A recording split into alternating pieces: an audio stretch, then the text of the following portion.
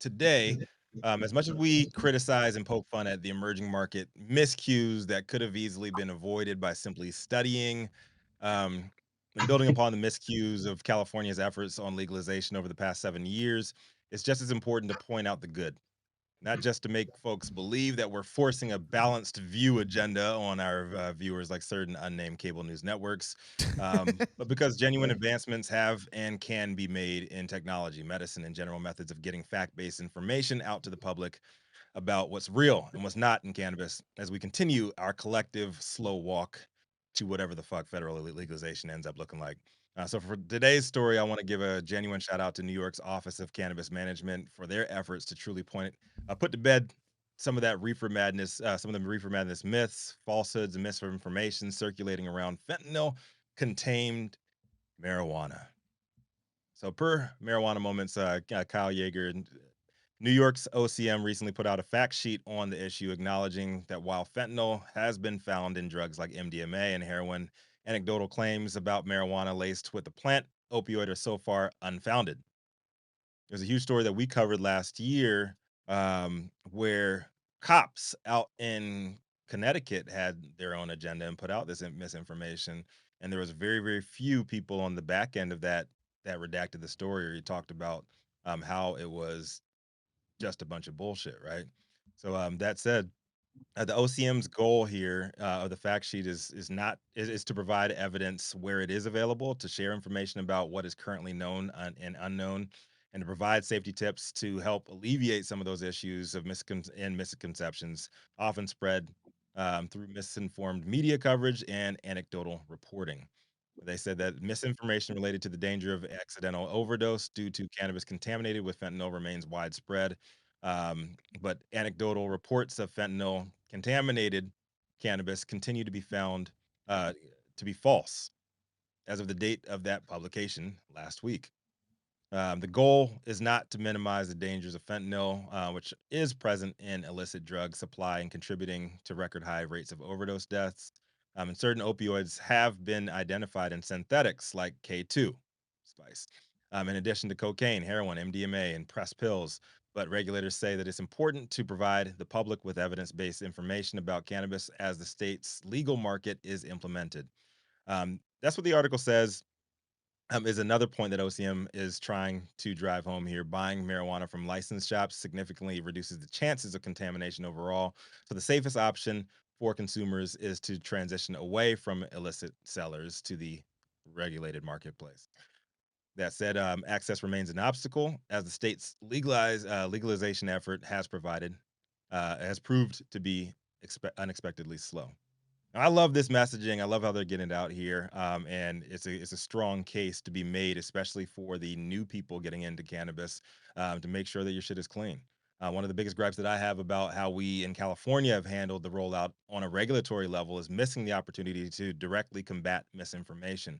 We're supposed to be the mecca of cannabis, and I remember hearing somewhere along the way, maybe you guys can help me out with this on the team here.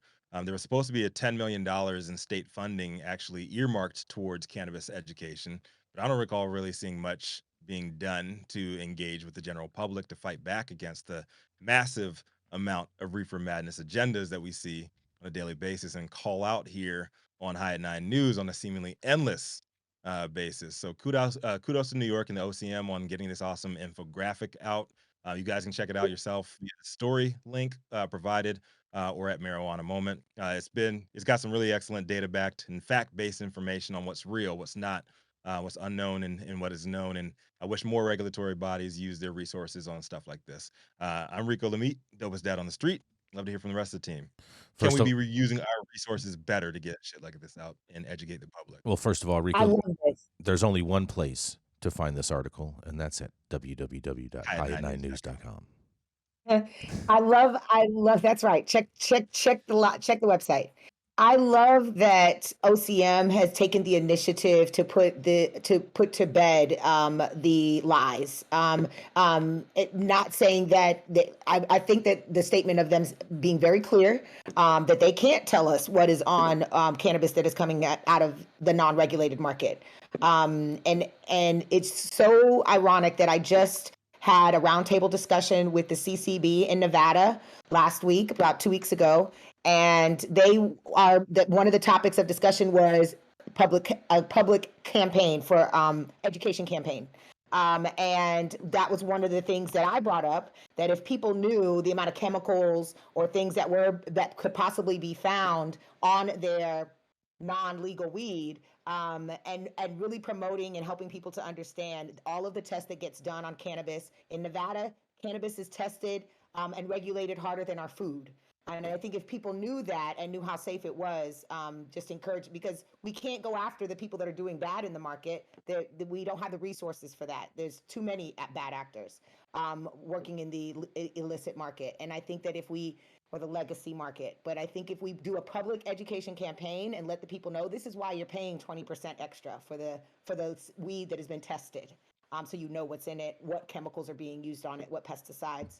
I think that this is great, New York. That's Kudos not to why they're you. paying 20% extra, Nicole.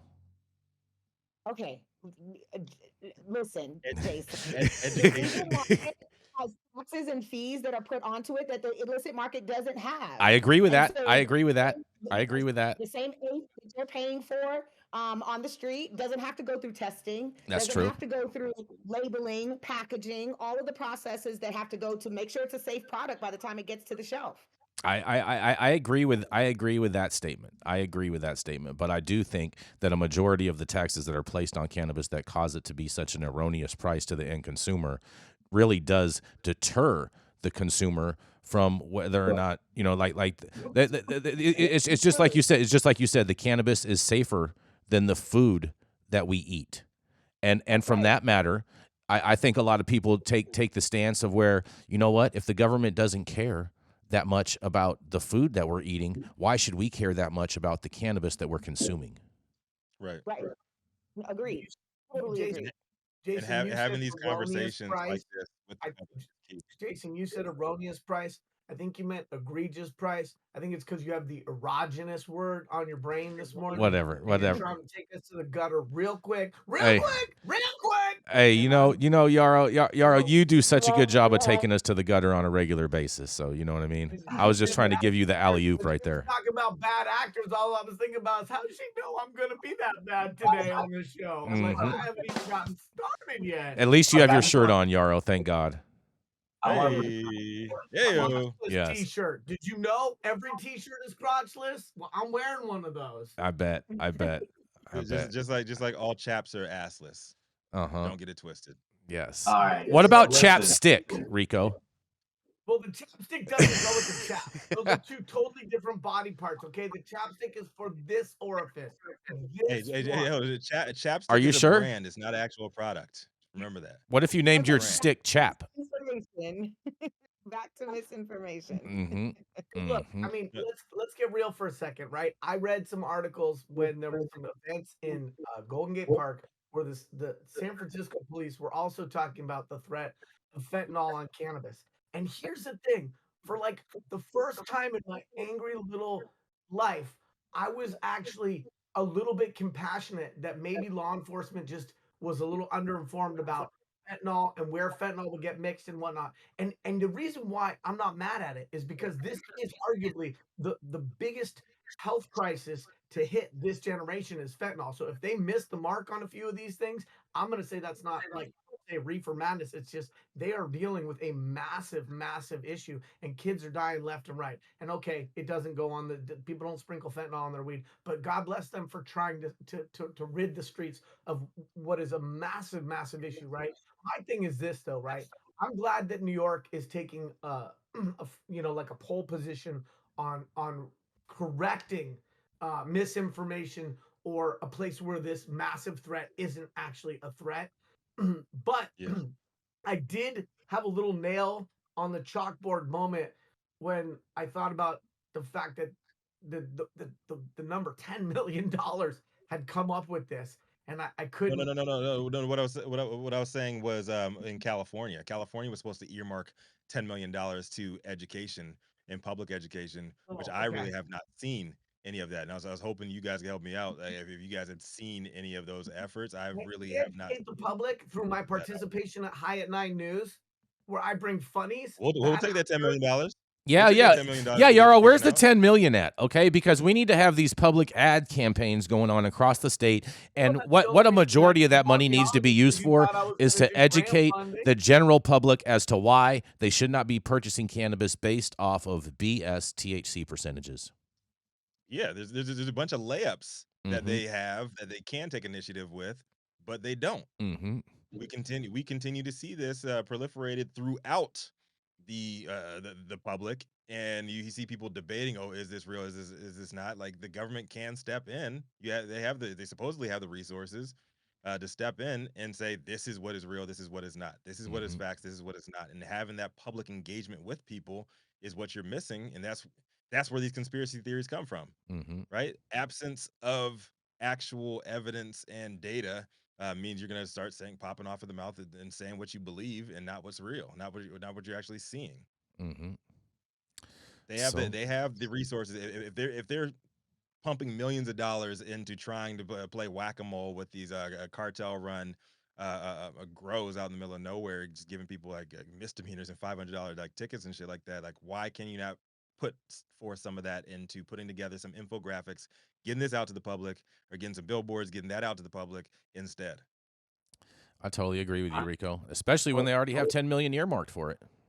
look. Supposedly. Here's the thing though. It's like we all think that cannabis that's being sold on the street is coming out of like some like home or whatever. No, it's coming out of these multi-million-dollar warehouses that can't sell their weed to the legal market. So they're selling clean weed probably to all these people. So it's irrelevant. This Well, this whole conversation goes back to the one thing, the pejorative nature that's always been related to cannabis and that's currently related to cannabis, and the fact that we cannot engage in commerce as normal freaking businesses in this country. That's the biggest problem. mhm. The problem I mean, is I wouldn't say capitalism. it's all clean weed now, and the reason that you find clean weed, I mean, weed laced with fentanyl on the streets is, yeah, it's not the grower that's putting You fentanyl don't on his find weed and weed laced with oregano. It's fentanyl. because whoever he's setting it, selling it to, is using the same scale to scale out and weigh his weed that he is the fentanyl. Like, nobody's purpose. I don't There's think I there's can't absolutely see. no one. I don't believe Yeah, there's I'm with you, Nobody's Nicole. There's putting absolutely fentanyl on me. no human being that is lacing their I weed can with barely fentanyl. Fentanyl. No. No, I that's can total barely There, BS. get a there's been decent no razor evidence. blade in my apple at Halloween. I'm definitely not getting any weed with fentanyl on the streets. Exactly. I It mean is hard And checking enough to get the them apples traditional my risks. bag. You can and find that in a police precinct and somewhere. and, and on that, we got That's to where you go can to a find it. commercial, and we're going to be right back.